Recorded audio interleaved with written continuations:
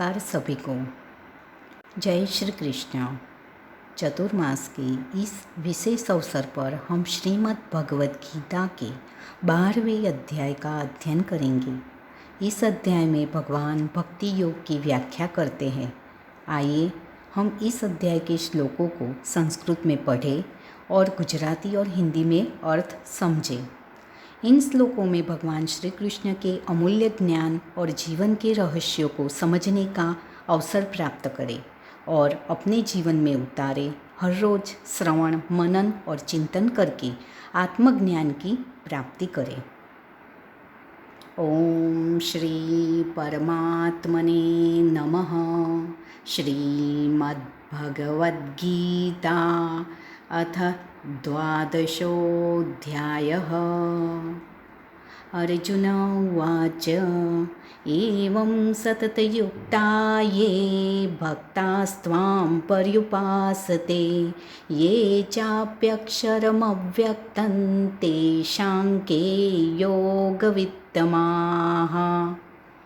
अर्जुन ने पूछा, हे भगवान, जो विधि आपने बताई है उसी विधि के अनुसार अनन्य भक्ति से आपकी शरण होकर आपके सगुण साकार रूप की निरंतर पूजा आराधना करते हैं।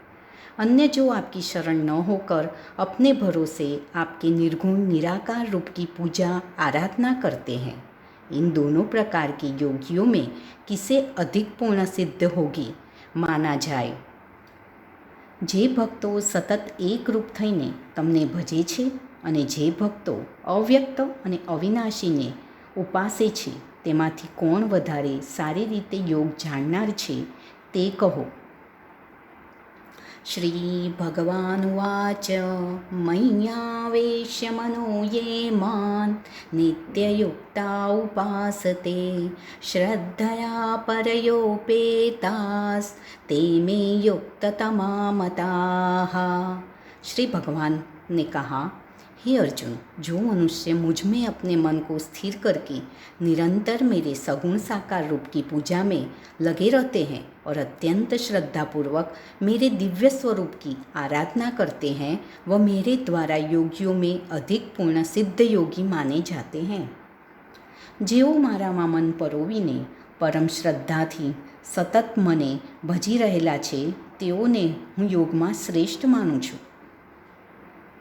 ये त्वक्षरमनिर्देश्यम् अव्यक्तं पर्युपासते सर्वत्र गमचिन्त्यं च कूटस्थमचलं ध्रुवं सन्नियम्येन्द्रियग्रामं सर्वत्र समबुद्धयः ते प्राप्नुवन्ति मामेव सर्वभूतहिते रताः। लेकिन जो मनुष्य मन बुद्धि के चिंतन से परे परमात्मा के अविनाशी, सर्वव्यापी, अकल्पनीय, निराकार, अचल, स्थित स्वरूप की उपासना करते हैं, वह मनुष्य भी अपनी सभी इंद्रियों को वश में करके सभी परिस्थितियों में समान भाव से और सभी प्राणियों के हित में लगे रहकर मुझे ही प्राप्त होते हैं।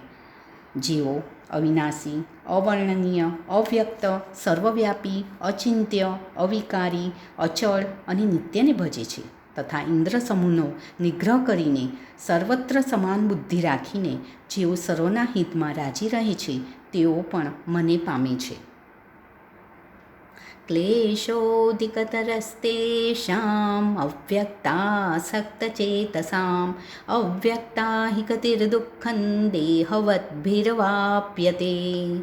अव्यक्त, निराकार स्वरूप के प्रति आसक्त मन वाले मनुष्यों को परमात्मा की प्राप्ति अत्यधिक कष्टपूर्ण होती है, क्योंकि जब तक शरीर द्वारा कर्तापन का भाव रहता है तब तक अव्यक्त परमात्मा की प्राप्ति दुखप्रद होती है।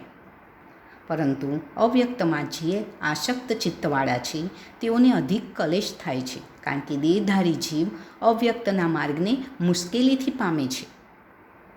ये तु सर्वाणि कर्माणि मयि सन्न्यस्य मत्पराः अनन्येनैव योगेन मां ध्यायन्त उपासते।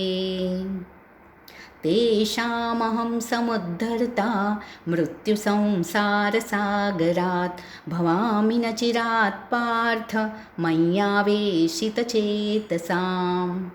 परंतु हे अर्जुन, जो मनुष्य अपने सभी कर्मों को मुझे अर्पित करके मेरी शरण होकर अनन्य भाव से भक्ति योग में स्थित होकर निरंतर मेरा चिंतन करते हुए मेरी आराधना करते हैं, मुझ में स्थिर मन वाले उन मनुष्यों का मैं जन्म मृत्यु रूपी संसार सागर से अति शीघ्र ही उद्धार करने वाला होता हूँ। જેઓ સર્વકર્મ મને અર્પણ કરીને અને મારું ચિંતન કરીને તથા પૂર્ણ રીતે મારું ધ્યાન ધરીને મને ઉપાસે છે, તેવા મારામાં ચિત્ત અર્પણ કરેલા ભક્તોને હે પાર્થ, આ મૃત્યુવાળા સંસારમાંથી હું થોડા જ સમયમાં તારું છું.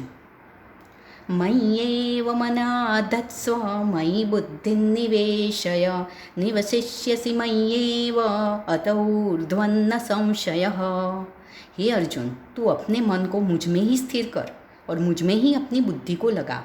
इस प्रकार तू निश्चित रूप से मुझ में ही सदैव निवास करेगा. इसमें किसी प्रकार का संदेह नहीं है. મારામાં જ મન અર્પણ કર, મારામાં બુદ્ધિને પરો, જેથી હવે પછી તું મારામાં જ નિવાસ કરીશ, એમાં સંશય નથી. अथ चित्तं समाधातुं न शक्नोषि मयि स्थिरम् अभ्यासयोगेन ततो मामिच्छाप्तुं धनंजय. हे अर्जुन, यदि तू अपने मन को मुझ में स्थिर नहीं कर सकता है तो भक्ति योग के अभ्यास द्वारा मुझे प्राप्त करने की इच्छा उत्पन्न कर. हे धनंजय, जो तू મારામાં મન દ્રઢ રાખવા શક્તિમાન ન હોય તો અભ્યાસ રૂપી યોગથી તું મને પામવાની ઈચ્છા કર. અભ્યાસેપ્યસમર્થોસि મત્કર્મ પરમો ભવ મદર્થમપि કર્માણि कुर्वन् सिद्धिमवाप्स्यसि. यदि तू भक्ति योग का अभ्यास भी नहीं कर सकता है तो केवल मेरे लिए कर्म करने का प्रयत्न कर. इस प्रकार तू मेरे लिए कर्मों को करता हुआ मेरी प्राप्ति रूपी परम सिद्धि को ही प्राप्त करेगा. અભ્યાસ યોગ કરવાને અસમર્થ હોય તો મારે માટે જ કર્મ કરનાર થા. મારી માટે કર્મો કરવાથી તું પૂર્ણતાને પામીશ.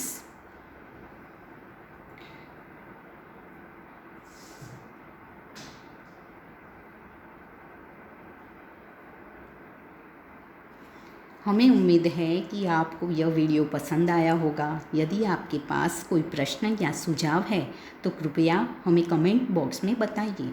आज के प्रश्न: 12वें अध्याय में कौन सा योग है? भगवान को कैसे याद रखें? इसके उत्तर कमेंट बॉक्स में दीजिए. अगले वीडियो में उसके उत्तर आपको दिए जाएंगे. जय श्री कृष्ण.